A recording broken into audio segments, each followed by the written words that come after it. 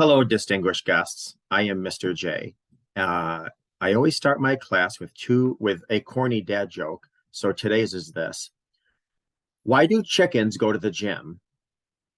To work on their pecs. Ba-dum-bum. All right, if you can take two deep breaths in through the nose, out through the mouth, preferably with your eyes closed, but however you feel safe and best.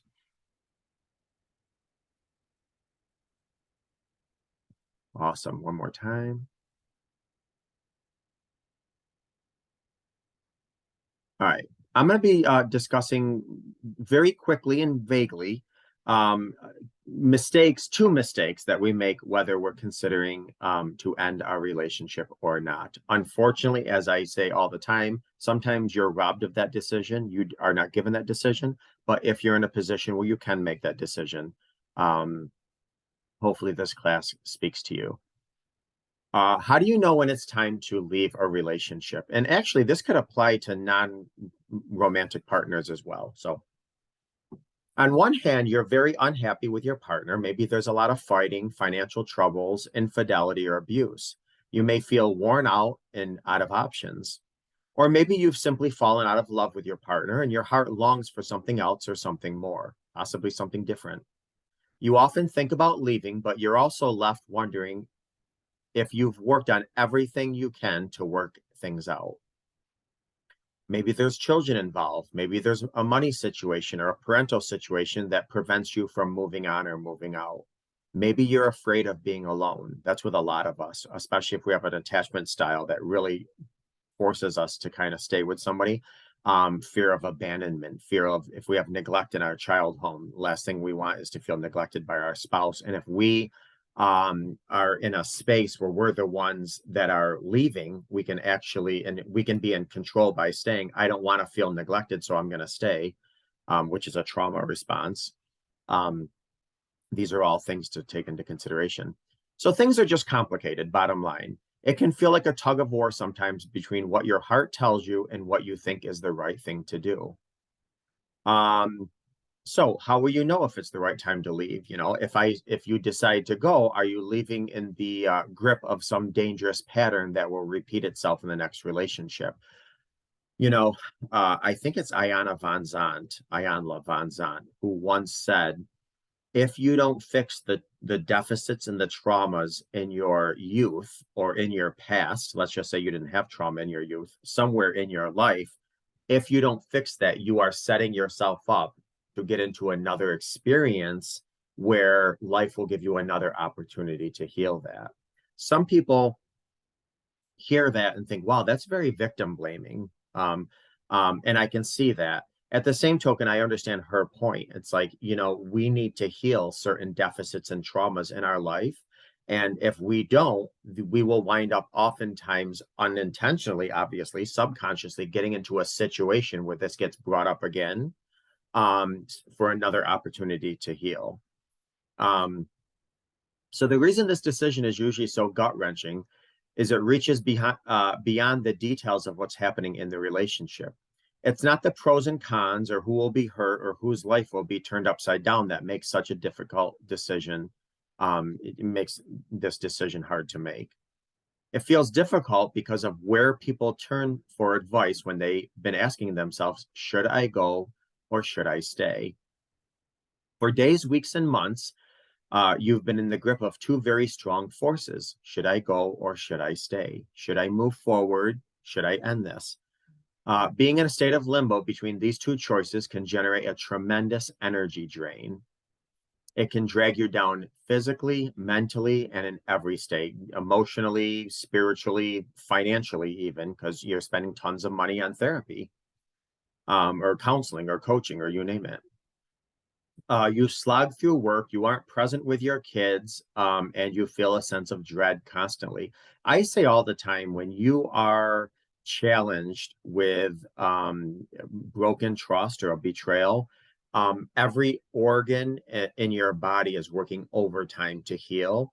So there's times you wake up and an hour or two after you get out of bed, you're ready for a nap or you're ready to go back to bed and you hardly did anything. And a lot of the reason is because there's so many systems in our body that are working overtime to heal us, that it tires our body out.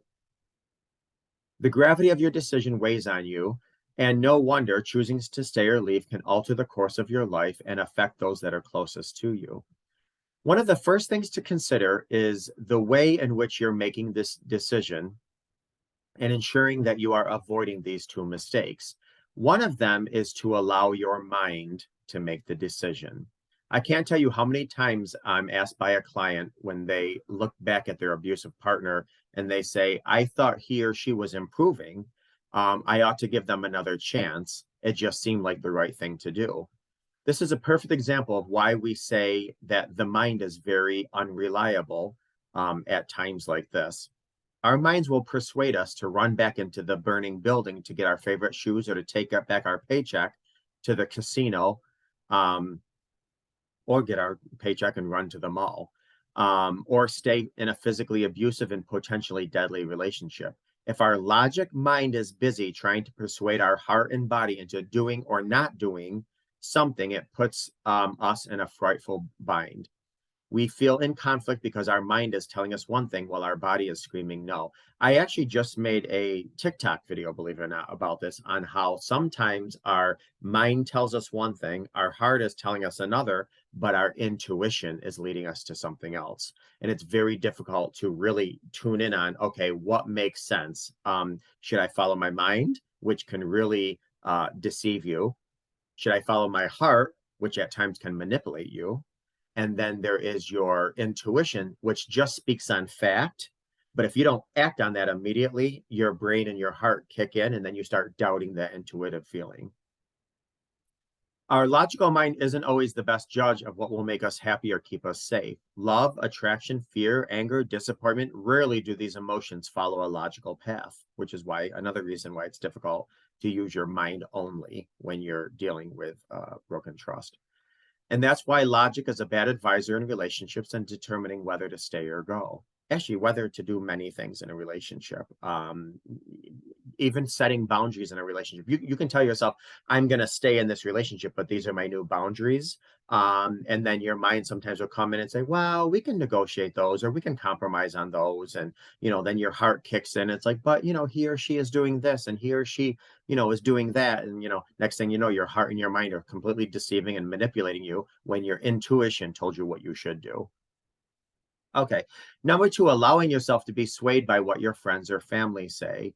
I always say when people are deciding something, especially something big after broken trust, you should have three circles. Somebody who gives you their opinion, somebody who has a say, and somebody who has a vote.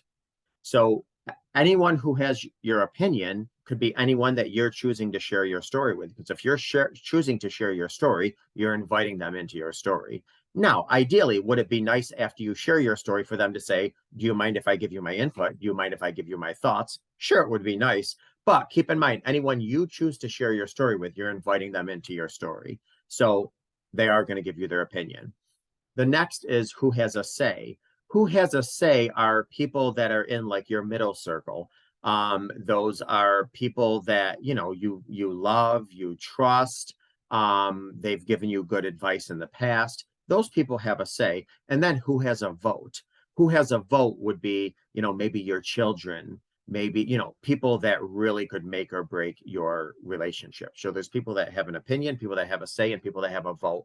9 times out of 10, people that have a vote is no more than 3 people, because really it comes down to you, to be honest with you, the final decision, even against your kids, your parents, your close advisors. It comes down to you. If you want to stay, you stay. And if you want to leave, you leave, regardless of who has an opinion, a say, or a vote. It's natural to turn to friends and family for advice. We are social creatures and we're influenced by what society tells us, whether that's right or wrong. We want to fit in and we want people to like us, especially those that we love, those that we have an investment in, those that we historically have trusted on their advice. But sometimes our friends and family are not the best people to turn to and decide on whether or not we should leave a relationship or stay. Why? Because while friends and family are motivated by compassion for us, there's no doubt, um, they also are motivated by their own fear. And fear is one of the biggest motivators. If they give you advice about your relationship, they might have to start asking themselves difficult questions about themselves or their own relationships. When one couple breaks up, it sends ripple effects through the entire social circle, causing everyone to reflect on what's happening in their own love life. Some of your friends will tell you to go, and some will encourage you to work it out. It all depends on their own life experiences and their own personal viewpoints. And I'll give you a perfect example. I was talking to somebody the other day, not somebody from overseas, and basically they're doing so well in recovering and rebuilding and reconnecting, and they're doing so well that now their sibling that they were very, very close with, they're starting to feel them pull away and distancing because their sibling is going through the same thing, and it's been years and they're not doing their work. And so their marriage is stuck and they're stagnant. And so now it's causing tension between the two siblings because the other sibling is caught in the same situation, only they've been doing work and whatever, and they're doing phenomenal.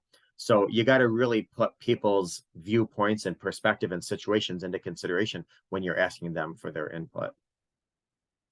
And it can keep you in limbo. All of this can keep you in limbo, or worst, it separates relationships. How many times do you get involved with some, even like, listen, I tell people all the time, what do you call family members that you go into business with? Future enemies. You got to be very careful mixing some lines, and especially when it comes to something as deep and personal as broken trust in a relationship.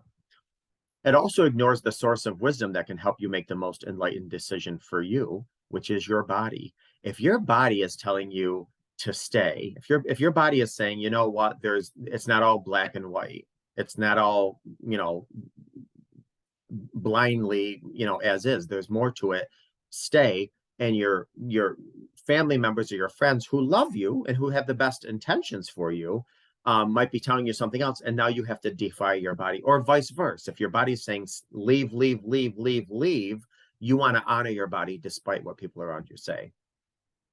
So why should you listen to your body when asking life's most important questions? That's because your body has inherent wisdom that bypasses the should or musts and what others think, obviously. Your body knows what makes you feel at ease and what doesn't, which is why I was on a podcast last night, and it was basically about, the podcast was about incest, unfortunately. And one of the things that I was telling people that were calling in was, I was never big on encouraging my kids. I'm sorry, I was never big on forcing my kids to hug friends and family members. I was big on encouraging them. Hey, give Uncle so-and-so a hug, give Grandma, Grandpa a hug, whatever. And I would encourage that even strongly. But if I felt any resistance from my kids, then it stopped, because I want them to respect their own body. I want them to have autonomy. So as much as I want to encourage them to kind of get out of their bubble and hug Aunt Josie and Uncle Joe or whatever the case may be, I also want them to respect their body. And because I had trauma myself and I'm still working on my intuition, I don't want to scar or mar or destroy or do anything that compromises my children's intuition, who their intuition is not blemished from life's jaded experiences. So I want to make sure that they honor that. So we have to honor our intuition no matter what. Your body holds memories of events that your mind would rather forget. Those memories can be very helpful when making a decision about your life. So to find out whether you should take your body out of the relationship, you must let your body do the talking. Not your mind or logic, and not your friends or family. Unless your body gives you a clear signal one way or the other, you will exist in limbo state that will eat up your energy. And as I say all the time, you only have energy for your healing. You don't have energy for people's thoughts, emotions. You don't have energy for the affair partners. You only have energy for your own healing. And the more energy you give away, thinking about the affair partner, thinking about anger, thinking about all this, is less energy you have for healing yourself. So like I said, unless your body gives you a clear signal one way or the other, you will exist in limbo and give your energy away. You will feel exhausted from debating, worrying, thinking, giving your power away, and going back and forth in your mind. If you look at the situation in the eye, check in with your body, and accept where it stands, You must reclaim your energy, and the limbo state, especially because the limbo state has been draining. In conclusion, always remember that the mind can deceive us and our heart can manipulate us. I said this before. Our body works more on just an energy level and gives us facts, not feelings. Our heart can go into very feeling like, our mind goes into very logic like.